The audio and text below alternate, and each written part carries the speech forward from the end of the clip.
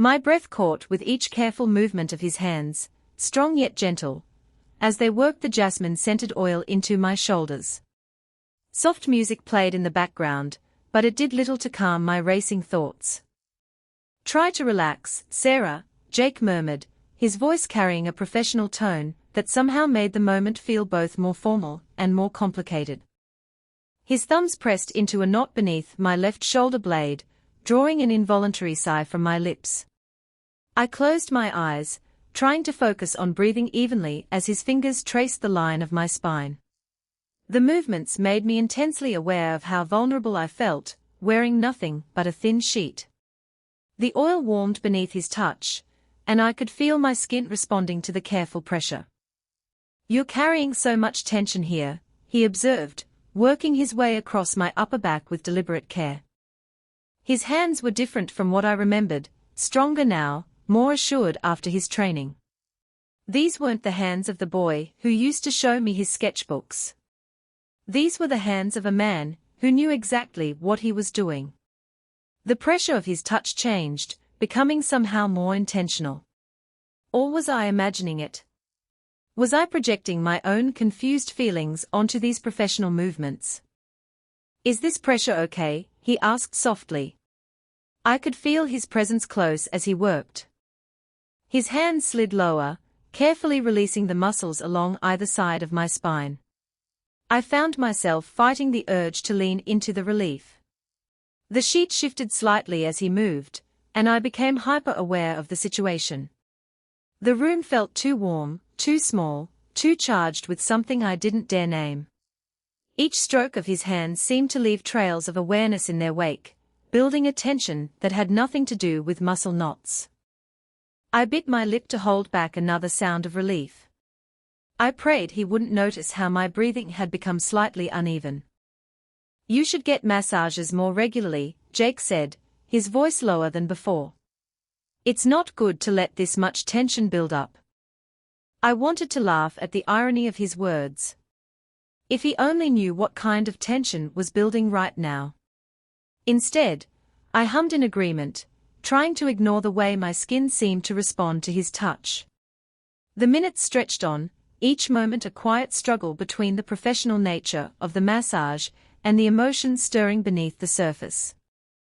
I found myself floating in a haze of sensation, torn between wanting him to stop and desperately hoping he wouldn't. "I'm going to work lower now," he murmured. Those simple words sent a quiet shiver through me. That's when I knew I was in trouble. That's when I realized this massage had awakened something that had been simmering beneath the surface for longer than I cared to admit. But to understand how we ended up here, how I came to be fighting this internal battle while my stepson's hands worked carefully across my bare skin, we need to go back. Back to when our relationship was simpler, when he was just my husband's son and I was just his father's new wife. I never imagined I'd find myself here at 42, staring at my reflection in the bathroom mirror of my suburban home. My dark hair fell in soft waves past my shoulders, strands of silver beginning to appear that I refused to color. Green eyes my mother always called cat eyes looked back at me, surrounded by fine lines that told stories of both laughter and quiet sadness. I'd always taken pride in keeping myself fit through morning yoga and weekend hikes, but lately I'd been noticing the changes that time brings to all women. Teaching art at Wellington High School kept me connected to creativity and youth, though sometimes the energy of teenagers left me exhausted by day's end. My home studio became my sanctuary, walls filled with colorful canvases, and shelves lined with clay sculptures from years of exploring different mediums. The divorce from Marcus 3 years ago had left me with this house, and a sense of freedom I hadn't expected to embrace so completely. Then David came into my life, a successful attorney with kind eyes and a gentle laugh. He brought stability back into my world. What I hadn't expected was that his son would become such an integral part of my life. Jake was 20 when I first met him, a sophomore in art school with talent that took my breath away. He had his father's strong features, that defined jawline and those striking blue eyes, but there was a sensitivity in him that spoke directly to my artist's soul.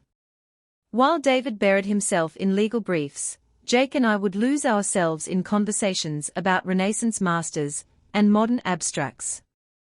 Now, 3 years later, I found myself lying on a massage table in my bedroom, trying to slow my racing heart as Jake's professional hands worked across my shoulders. The jasmine oil he used filled the air with a heady scent, and soft instrumental music played from a small speaker in the corner. Late afternoon sun filtered through gauzy curtains, casting the room in a dreamy glow. "Your trapezius is really tight," he murmured, thumbs working into the muscle with practiced precision. "You must have been painting for hours yesterday." I smiled into the face rest, remembering how he'd learned to read the signs of overwork in my body during his massage therapy training. "That commission piece is due next week," I explained, trying to focus on breathing evenly as his hands found another knot. I lost track of time. The sheet draped across my lower half rustled softly as he moved around the table, his movements fluid and assured. This was nothing like the uncertain young man who'd first asked to practice his techniques on family members. 3 years of training had transformed his touch into something powerful yet gentle. "Take a deep breath for me," he instructed, his voice carrying that professional tone that somehow made this feel both more formal and more intimate. As I inhaled, his hands slid carefully down either side of my spine. I couldn't suppress a small sound of relief as tension melted away. I should have felt completely at ease. After all, this was Jake, the young man who'd become like a best friend to me. We'd spent countless evenings discussing art, sharing dreams, and supporting each other through life's challenges. He'd been my rock during the difficult times with David, never judging, always there with a shoulder to lean on or a funny story